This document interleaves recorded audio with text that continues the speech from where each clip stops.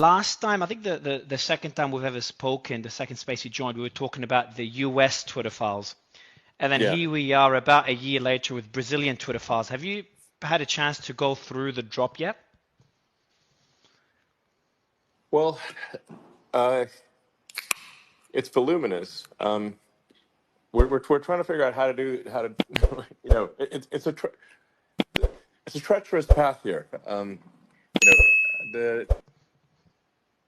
We're trying to do this in such a way that does not endanger the ex-employees in Brazil, because they have been threatened with arrest.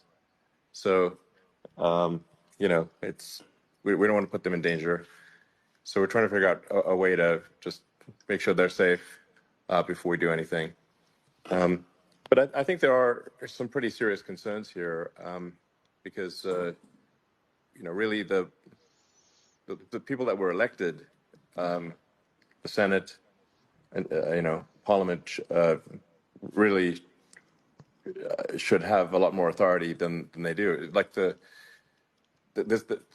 things don't work the way in Brazil. They don't work the way they work in say the U.S.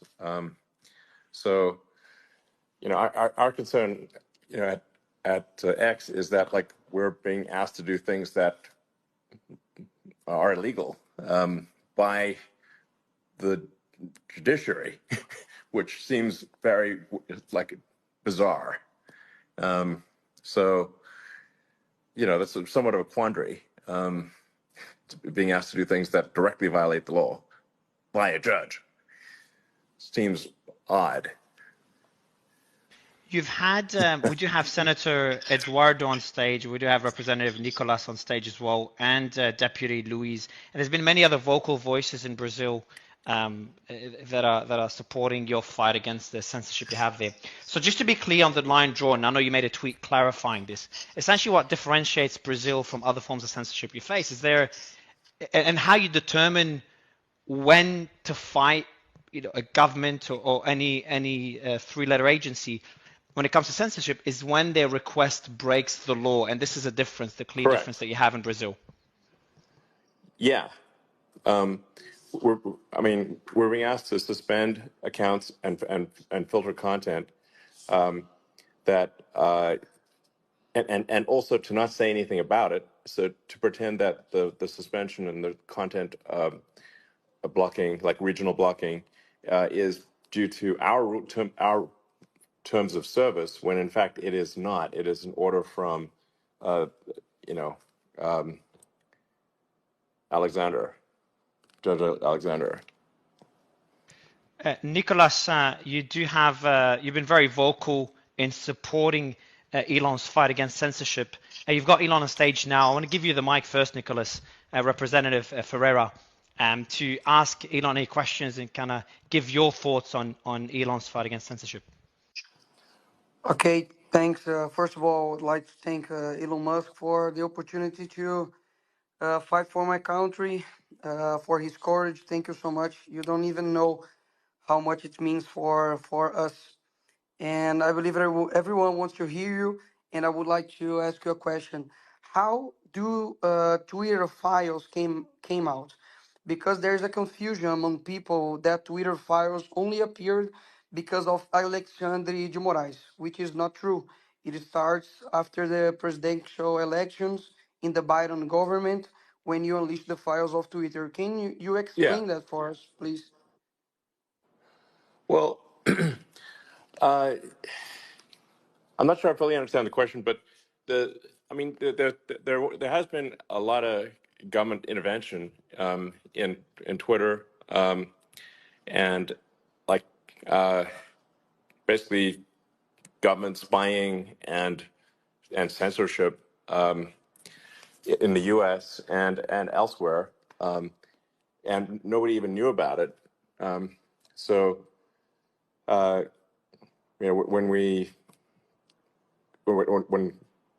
I acquired the company, I'm like, okay, we're just gonna just One of the people that are the most prominent victims of that level of censorship. And Elon, we were talking about it earlier. Thanks for joining again, Elon. It's been good for you to jump in for the third time. But the thing, Alan, we were talking about earlier is not only censorship of journalists, but they're taking it a step further where it's becoming a prosecution. And we had the senator and the representative talk about it on stage, and I tweeted about it. And that's journalists' bank accounts being frozen. Alan, I'd love you to share that with Elon, get Elon's thoughts on it, to kind of show the level of censorship. Alan, no, the mic is yours. Can you tell Elon what level of censorship you journalists are facing in Brazil? Sure, definitely. Yellow, first of all, thank you so much for the opportunity to have an account on Twitter, on X right now, because I was facing a very strong fight during 3.5 years without seeing my family. My company, Terça Livre, needed to move to the United States to keep doing journalism. It's a small business that I started for independent journalism in Brazil. And after the Moraes decision that I have no idea what he's kind of accusing me of, he froze my assets. He ordered my arrest in the United States, in Brazil, asked the United States to deportate me or destroy my life. And I couldn't make account on every platform in Brazil. Even I am living in the United States right now by the protection of the United States Constitution, thank God, because he was doing daily fines for every platform that I was creating an account. Even OnlyFans, I was banned. So I was banned from Getter, from OnlyFans. By the way, I was using OnlyFans for doing journalism. And Facebook, Instagram, and yeah, for your knowledge. Yeah, yeah, I know. So the persecution was so strong that I wasn't able, Elon, to feed my family. My daughter is recovering from meningitis and encephalite, and I couldn't send money to my family, my daughter, because he froze my assets, and he was doing daily fine against the platform because I was creating accounts. So that was a crime, creating accounts. And because I gave you money, Elon, because I bought the yellow the yellow badge for my company.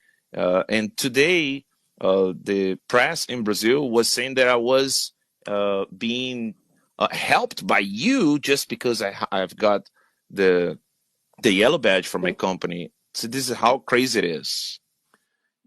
Yeah, it is actually very crazy. I mean, I think there's no question that there's an abuse of judicial power here to an extreme degree. I just have to.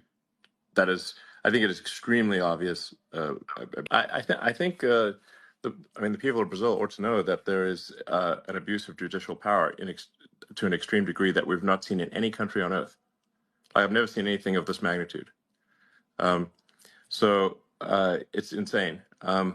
And the elected representatives of the people of Brazil, that's who should be in charge. And the judiciary is there to execute upon the law, but not to make the law.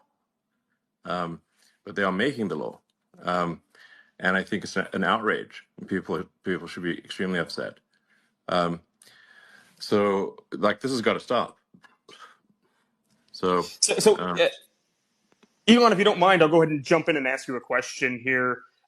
I know there have been reports today. I don't know how true they are yet because this story has been so rapidly developing that it's hard to get confirmations on everything. But are you in further communication with Brazilian officials at this point? Have they mentioned an all-out ban on X anytime soon? And do you foresee that being a real possibility? They have threatened to cut off X entirely from Brazil.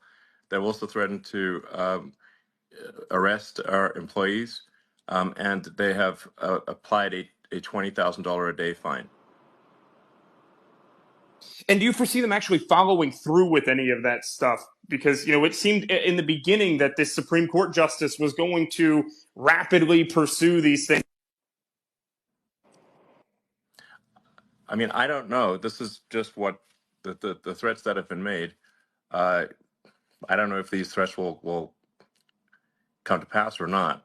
But judging by what has happened to others, I think these threats are real. So, it's like, I don't know. I think this is like really judicial authority going far beyond judicial authority to executive authority. So that's I just think it's just totally, absolutely improper. I mean, the law is violating the law. It's crazy.